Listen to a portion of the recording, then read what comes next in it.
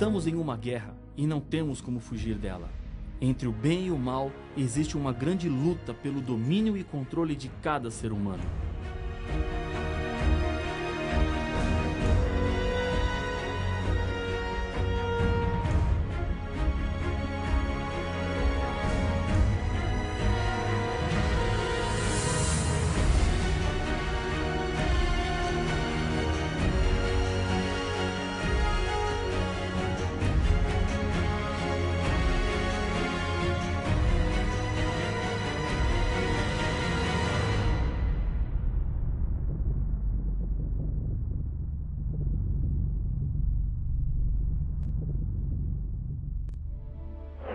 Essa guerra começou no céu com a rebelião de Lúcifer. Esse conflito alcançou o planeta Terra quando Adão e Eva escolheram abrir as portas deste mundo para o diabo e os seus anjos, assim desobedecendo a Deus. Durante toda a história do pecado, encontramos o inimigo de Deus usando as mais diferentes e variadas estratégias para levar o povo de Deus ao abandono da verdade. Uma das mais poderosas mensagens do Apocalipse trata da esperança de que em breve todo o mal terá fim. Para isso, Deus tem a sua igreja para cumprir a missão de levar as pessoas à salvação, através de Jesus Cristo como Senhor e Salvador das suas vidas. A igreja de Deus é identificada através da Bíblia e das profecias do Apocalipse. Veja o que diz Apocalipse capítulo 12 e o verso 1. Viu-se grande sinal no céu, a saber, uma mulher vestida do sol, com a lua debaixo dos pés e uma coroa de 12 estrelas na cabeça. A linguagem do texto é simbólica. A Bíblia apresenta alguns símbolos como representação do povo fiel de Deus, e um deles é a figura da mulher. No Jardim do Éden, logo após Adão e Eva terem cometido o pecado, eles tiveram que encontrar-se com Deus. Junto com o casal estava o diabo, que havia seduzido e enganado o primeiro casal. Deus disse à serpente: "Porém inimizade entre ti e a mulher, entre a tua descendência e o seu descendente. Este te ferirá a cabeça, e tu lhe ferirás o calcanhar." Gênesis capítulo 3 e o verso 15. Esta é a primeira profecia da Bíblia. Quando Deus menciona aqui a expressão mulher, Ele não estava apenas referindo-se a Eva, mas ao povo de Deus que seria inimigo de Lúcifer. Em Apocalipse 12, a mulher é símbolo da igreja pura. O sol representa a Cristo, conforme apresenta o Salmo 84, verso 11. A lua, que reflete a luz do sol, é representada pela Bíblia Sagrada, que forma a base de todos os ensinos da igreja. A coroa representa a vitória.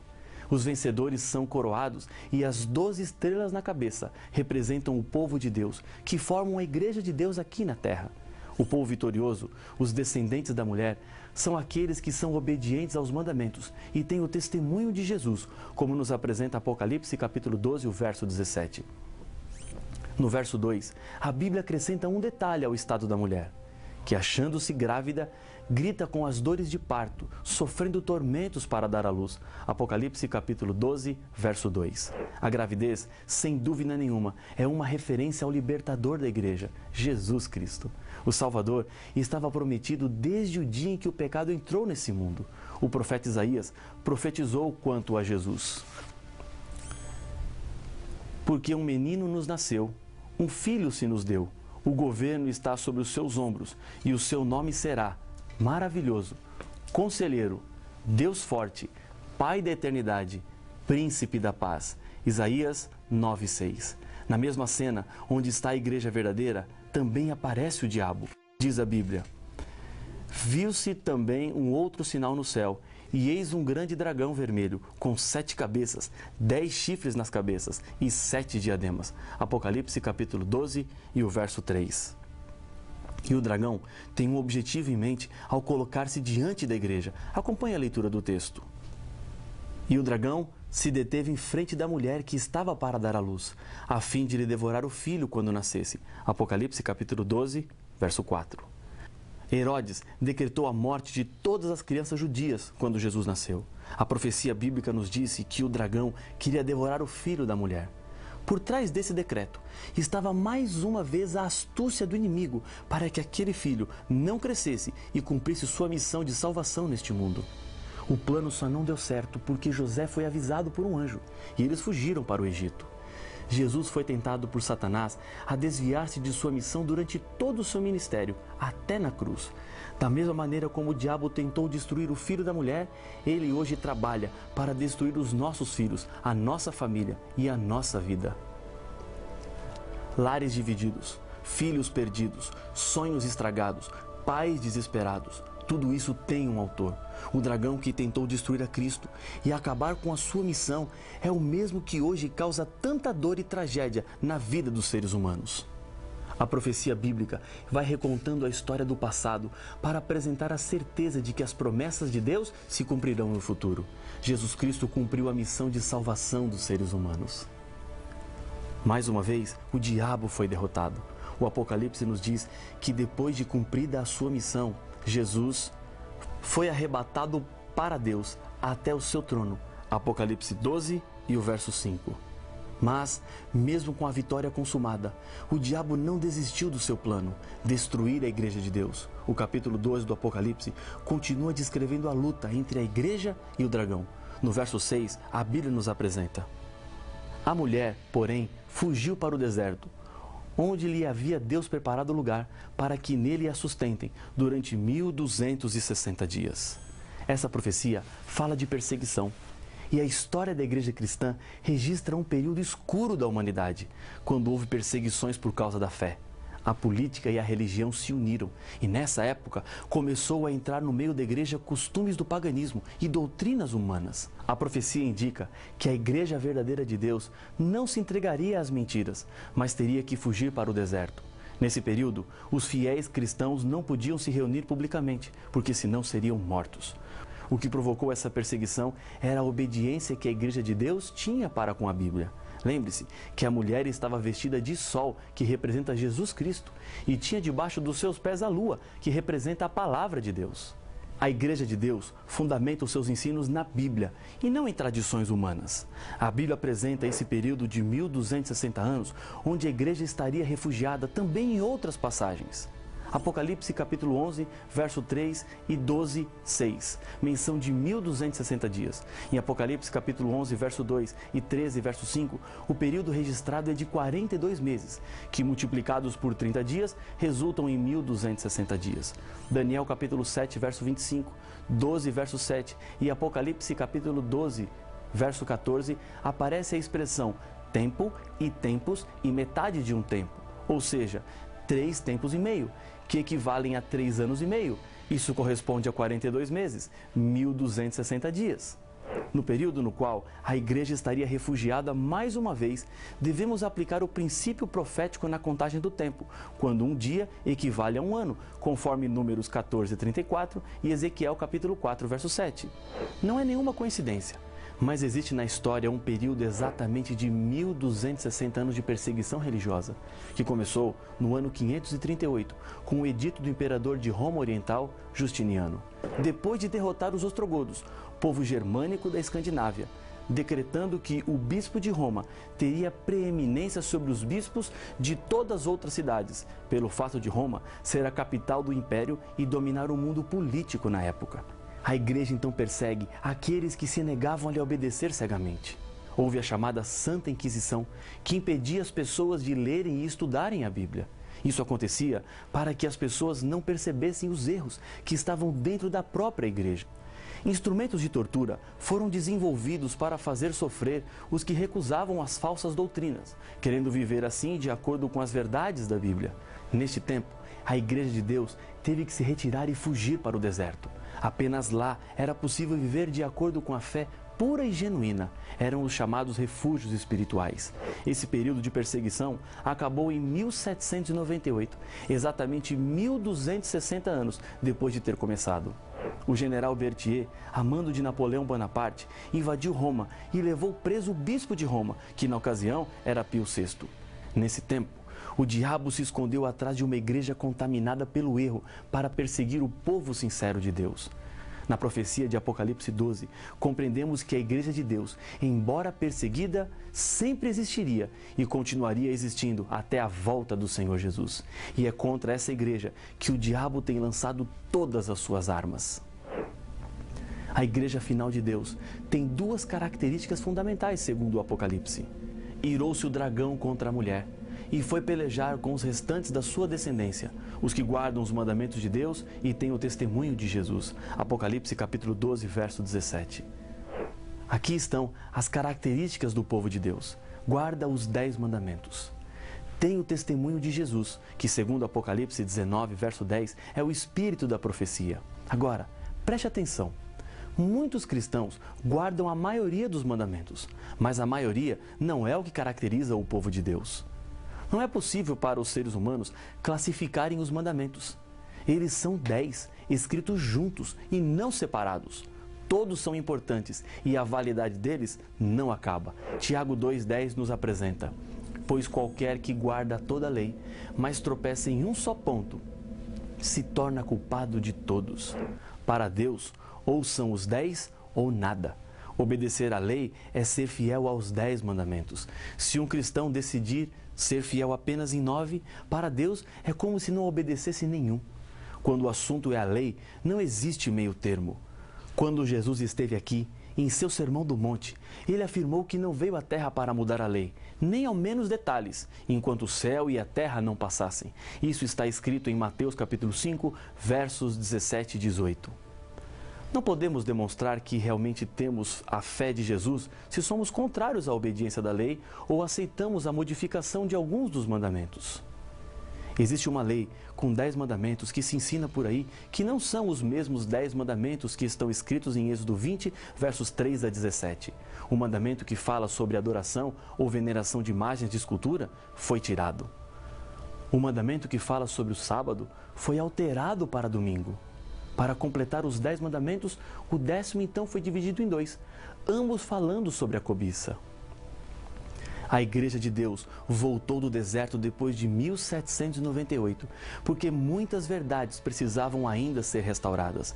Enquanto a Igreja estava no deserto, Deus levantou alguns homens que buscavam a verdade de Deus e lutavam contra a Igreja e seus falsos ensinos. Muitos deles foram excomungados e assassinados pela Inquisição. Hoje, a Igreja de Deus trabalha para reparar na humanidade as verdades divinas. Essa igreja tem assegurado a sua vitória pela Bíblia. O segredo para serem vencedores, o Apocalipse apresenta. Eles, pois, o venceram por causa do sangue do Cordeiro e por causa da palavra do testemunho que deram, e ao mesmo tempo, em face da morte, não amaram a própria vida. Apocalipse capítulo 12, verso 11. Somos salvos pela fé na graça salvadora de Jesus. É Ele quem nos resgata. Na Mesquita de Jerusalém, há uma inscrição que diz: aquele que quer vir a mim deve primeiro tornar-se limpo. Maomé. Um homem mortal pedindo aos outros homens mortais que primeiro precisam se purificar para depois se chegarem a Ele? Cristo, diferentemente, nos chama para nos limparmos nele. Ele não nos limpa para continuarmos em rebelião, mas espera a nossa fidelidade e a nossa lealdade. O historiador latino Suetônio conta a história de um soldado que foi convocado a comparecer perante um tribunal e ele pediu a César que fosse com ele para defendê-lo. César se surpreendeu com o pedido audacioso, mas para demonstrar generosidade, disse ao soldado: enviarei alguém ao seu julgamento para que me substitua. O velho soldado abriu a sua túnica, mostrou uma cicatriz que trazia em seu peito e disse: César, quando em um combate me dei conta que uma lança ia atravessar o meu corpo, não permiti que ninguém me substituísse. Cristo não enviou ninguém para substituí-lo. Ele deu a sua vida por nós. Seremos tão ingratos a ponto de fugir à nossa responsabilidade com respeito a Ele? Assim como a figueira não produz frutos para receber méritos, mas produz frutos porque é uma figueira, o cristão não faz o bem porque é bom, para pagar a salvação. Cristo já pagou o resgate e a obediência que Deus espera acontece porque somos novas criaturas em Cristo Jesus. Com base nos últimos estudos que fizemos, a Bíblia nos mostra claramente quais são as principais características da igreja verdadeira. São elas: primeira, surgiria como organização depois dos 1260 anos no deserto, ou seja, depois de 1798, como nos afirma Apocalipse capítulo 12, verso 6. Surgiria do movimento de 1844, de acordo com Daniel capítulo 8, verso 12 e 14.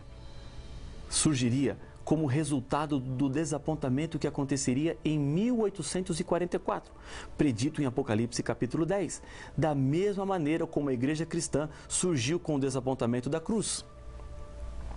Manteria as verdades apostólicas, como estão na Bíblia, porque teria a fé de Jesus, como está escrito em Apocalipse capítulo 14, o verso 12. Guardaria os 10 mandamentos de Deus, inclusive o 4º mandamento, que fala sobre o dia de sábado, conforme Apocalipse capítulo 12, verso 17, capítulo 14, verso 12 e Êxodo 20, 3 a 17. Teria o espírito de profecia, conforme Apocalipse capítulo 12, verso 17 e 19, verso 10. Pregaria as 3 mensagens angélicas do tempo do fim, de acordo com Apocalipse capítulo 14, versos 6 a 12.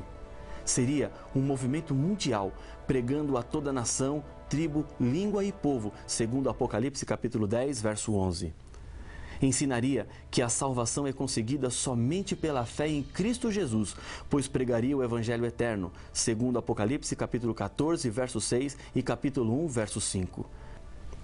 Apesar do profundo respeito que merecem as pessoas sinceras que existem em todos os grupos religiosos, temos que reconhecer que a única igreja que cumpre estes 9 pontos é a Igreja Adventista do Sétimo Dia. A verdade deve ser levada ao maior número possível de pessoas. Tudo que você ouviu até aqui não deve ficar apenas para você. Leve para outras pessoas. Distribua esse material. Ainda existem muitas pessoas sinceras que precisam ouvir o que a Bíblia tem a nos dizer. Disse Jesus: ainda tenho outras ovelhas, não deixe aprisco. A mim me convém conduzi-las. Elas ouvirão a minha voz. Então haverá um rebanho e um pastor. João capítulo 10, o verso 16. Jesus está lhe convidando a fazer parte da igreja dele aqui na terra. Esse é um convite de amor e também um enorme privilégio. E o que devem fazer os que aceitam fazer parte da igreja de Deus?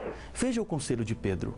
Ouvindo eles estas coisas, compungiu-se-lhes o coração e perguntaram a Pedro e aos demais apóstolos: que faremos, irmãos? Respondeu-lhes Pedro: arrependei-vos e cada um de vós seja batizado em nome de Jesus Cristo, para a remissão dos vossos pecados, e recebereis o dom do Espírito Santo. Atos capítulo 2, verso 37 e 38. O batismo é o sinal da aceitação das verdades de Deus em sua vida. É o símbolo do novo nascimento, de um novo começo. Essa é uma decisão pessoal que ninguém pode tomar em seu lugar. Lembre-se que Jesus entregou-se por você. E agora? O que é que você vai fazer? Eu sei da sua decisão. E por isso, eu quero lhe convidar a orar comigo agora. Senhor, obrigado por nos mostrar o caminho da Tua igreja verdadeira na terra. Abençoa a nossa decisão, o desejo do nosso coração, em nome de Jesus. Amém.